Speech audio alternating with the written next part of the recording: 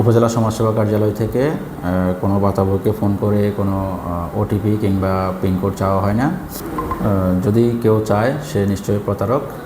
সে তার ভাতার টাকা লুটে নেওয়ার জন্য বা লুপে নেওয়ার জন্য, প্রতারণার সাথে তার টাকা হাতিয়ে নেওয়ার জন্য যেই কার্যক্রম, সেটাই আমাদের সমাজসেবা অফিসের নাম দিয়ে বলতে পারে, কিন্তু আমাদের সমাজসেবা অফিস থেকে কখনো এইভাবে চাওয়া হয় না। আর আমাদের সমাজসেবা অফিস থেকে আমাদের নির্দিষ্ট ইউনিয়নের জন্য নির্দিষ্ট লোকজন আছে, তারাই সমাজকর্মীরা তারাই ফোন দিবে।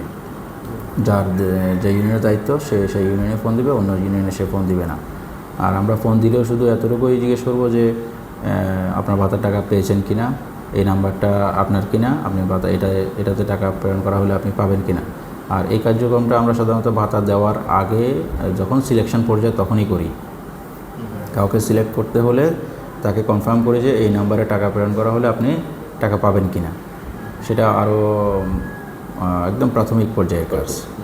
আর ভাতা দেওয়ার আগে কখন ভাতা ঢুকবে বা ভাতার টাকা ঢুকেছে কিনা সে বিষয়ে আমরা অবগত থাকি না, কারণ হচ্ছে এটা সরকারের একটা সিকিউরিটির বিষয়।